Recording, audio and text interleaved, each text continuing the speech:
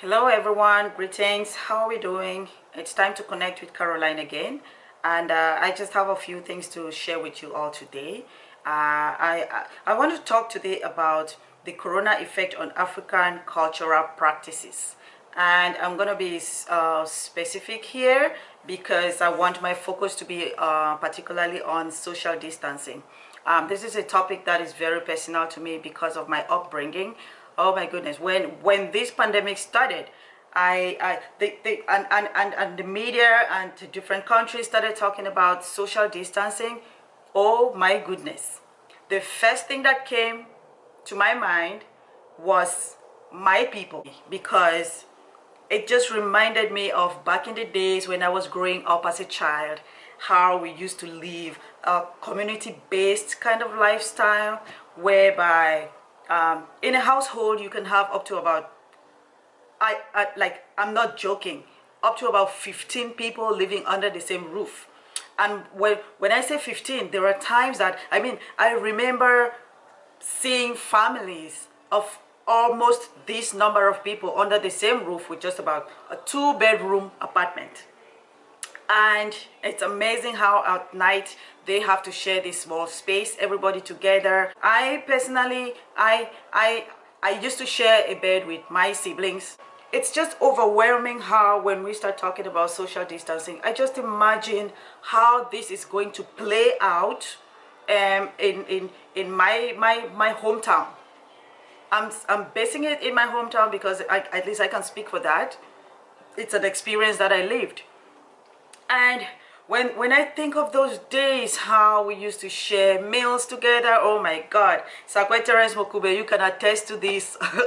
Evelyn Amaso, you guys, Vera Longe, you guys can attest how when our parents used to have cultural gatherings, they would like assemble us. They would have to divide the kids into age groups, and we will have like trays of rice, and we about 10 kids eating from the same tray of rice. We will happily eat with our hands, sometimes spoons. I think we prefer the hands because we usually say when you eat with your hands, it tastes even better. And when I think of those days, those things, even when like living with neighbors in the evenings, you just visit each other, spend time together, talking and sharing stories. I even remember days that my mom used to cook in the kitchen, and she would say, "Oh, Caroline, my salt is finished. I need you to run to the neighbor to get salt." And we would happily share all these things. So when I start thinking of this social distancing issue, it kind of really gets me panicking because I don't know how that will play in. I just want you to watch this and watch what happened to our very own most famous, one of the most famous Nigerian actresses, Funke Akindele. Just watch what happened to her and what I'm talking about. Just have a look. Yesterday was my husband's birthday, and both of us run Cinema Studios, which is located in Emene State where we live. We have studios running to like 12 in there. We have interior, exterior. We build sets there. We build road, market. That's where we film Jennifer's Diary, all our contents, Ayeto Road Town and the rest. So before the pandemic, coronavirus pandemic, we all work together here. We have a strength of 100 workers, but not all 100 are here now. So this is where everybody work, and we shoot a lot of content. So when the pandemic started, we had to stop all production, including Omogeto the Saga, which is our new project, which was supposed to start April. But before the lockdown was announced by our president, some youths have been in boot camp here in Emene State, rehearsing, singing, dancing. Majority of the youths are those you saw in the video. So when the lockdown was announced, some of the staff, not all of them, live outside Lagos, and they can't go back. Borders are closed, and they had to stay back. Naira Marley is part of the project, Omogeto the Saga. That is supposed to be a surprise, but I have to spill it now so you all can understand me. Please note, I'm not defending myself. I understand your concerns. So Naira Marley came in here before the lockdown. And when the lockdown was announced by our president, he said he would love to stay back. He loves this environment. Let's keep working on the soundtrack. Let's keep working on everything. I said, okay, fine. We're all as a family. Then my husband's birthday came up. We cooked our home. We all came together as a family. But putting it out on social media is where we all feel bad about it. I so much support the government on all the works being done to eradicate the pandemic. I am sorry if I have misled you with the video. I appreciate your concerns and I promise to always practice what we preach.